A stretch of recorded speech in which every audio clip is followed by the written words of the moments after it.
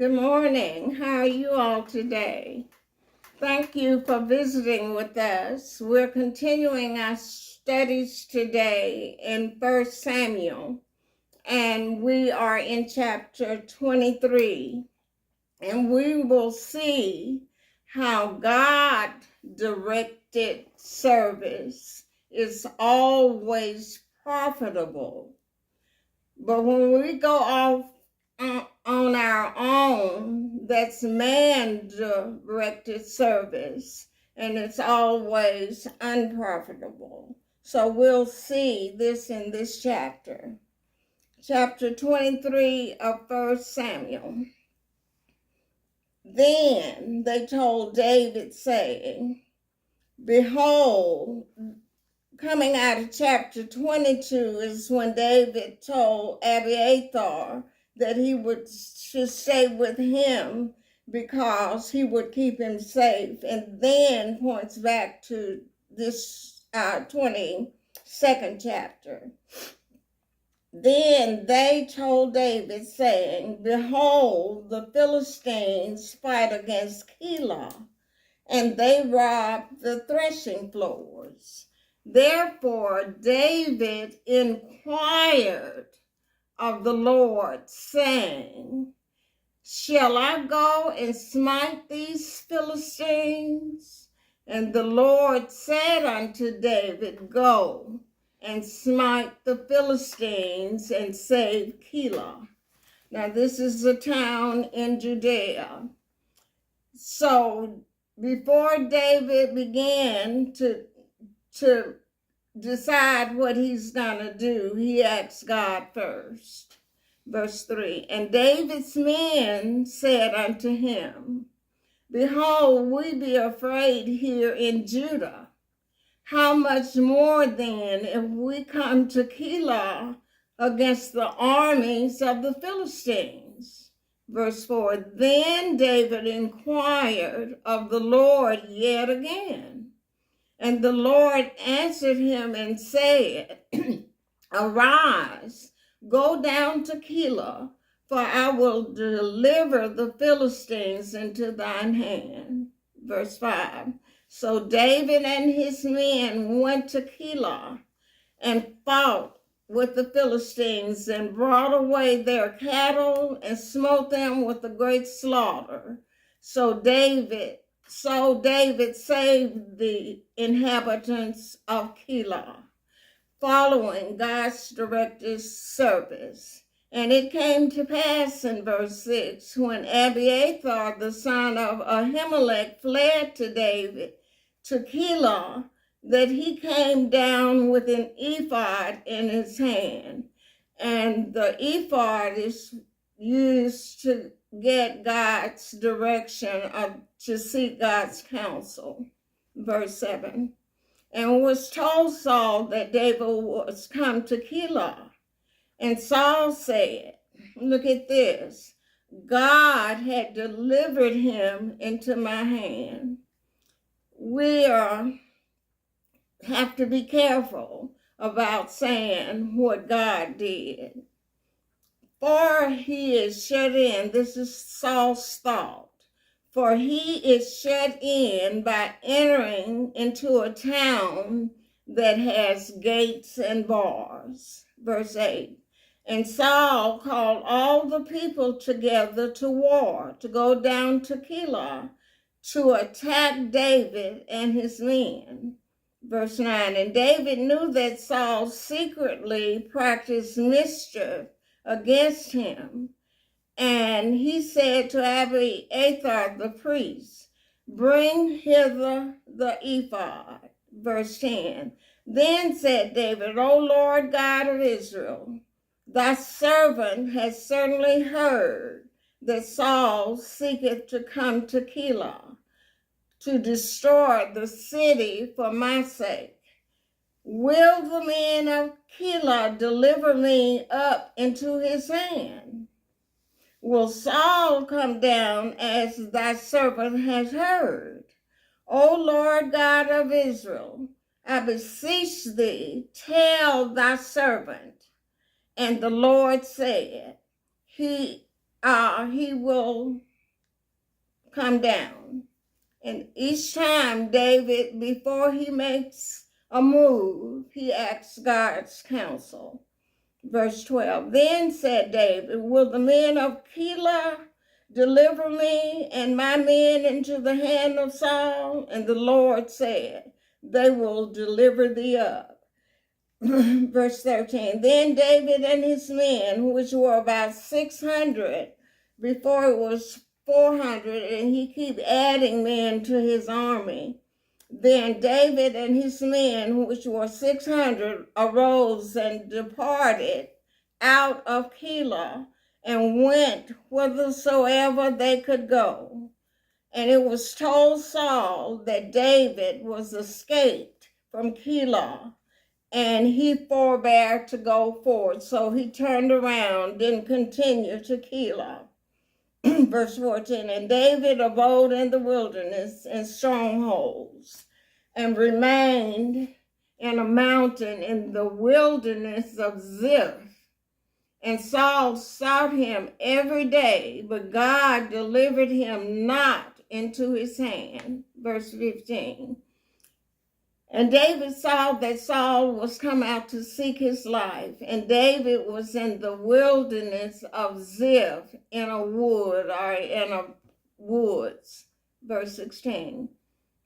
And Jonathan, Saul's son, arose and went to David into the wood and strengthened his hand in God. He went and found David and strengthened him or encouraged him. Verse 17, and he said unto him, Jonathan said unto David, fear not, for the hand of Saul, my father, shall not find thee. And thou shalt be king over Israel, and I shall be next unto thee. And that also Saul, my father, knoweth. That's why he's trying to kill you. But God is not going to let him take you down. Verse 18. And they too made a covenant before the Lord, another covenant.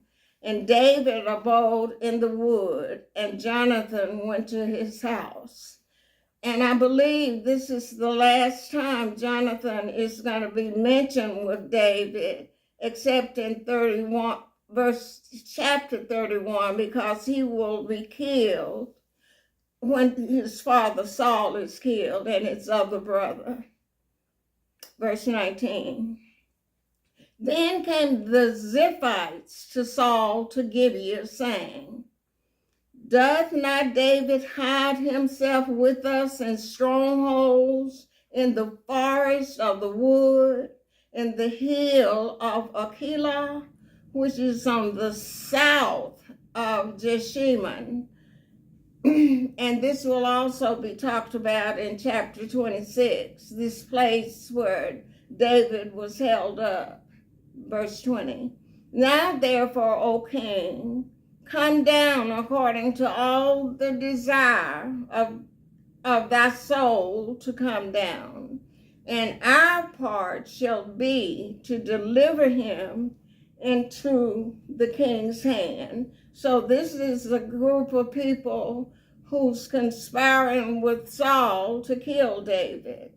And Saul said, blessed be ye of the Lord, for ye have compassion on me.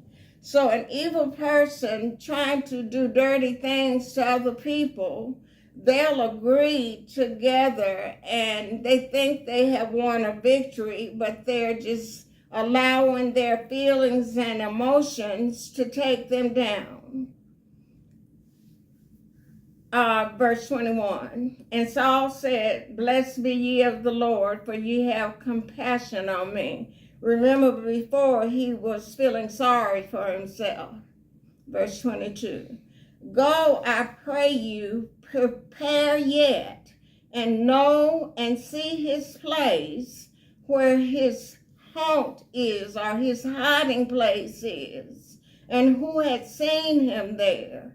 For it is told me that he dealeth very subtly are very wise. It's recorded over and over that David behaved himself wise. So Saul says, "See therefore," in verse 23, "and take knowledge of all the lurking places where he hideth himself. And come ye again to me with the certainty, and I will go with you. And it shall come to pass, if he be in the land, that I will search him out throughout all the thousands of Judah." Verse 24. "And they arose and went to Ziph before Saul. But David and his men were in the wilderness of Maon, in the plain on the south of Jeshimon." Verse 25. "Saul also and his men went to seek him, and they told David, wherefore he came down into a rock and abode in the wilderness of Maon. And when Saul heard that, he pursued after David in the wilderness of Maon." Verse 26. "And Saul went on this side of the mountain, and David and his men on that side of the mountain. And David made haste to get away for fear of Saul. For Saul and his men come past David and his men round about to take them." In other words, they encircled them. Verse 27. "But there came a messenger unto Saul, saying, Haste thee and come, for the Philistines have invaded the land." This is God intervening to allow David to escape. "Wherefore," verse 28, "Saul returned from pursuing after David and went against the Philistines. Therefore they called that place Selah Hamalukoth," however you pronounce that. But it means rocks of division. And David, that's where they were separated, this rock, this place, this big word name. Verse 29, "And David went up from this and dwelt in the strongholds of En-gedi." And this place of En-gedi is the place where the fuller of the laundryman lived in that area. And so that's what the word En-gedi means. It means a place to dwell in where the laundryman lived, or the ones that clean the clothes. So thank you all. I hope these lessons are benefiting you. I get some comments. I would like to have more, so you all stay tuned and we'll continue bringing these lessons. So you all have a great day and a great week. Bye.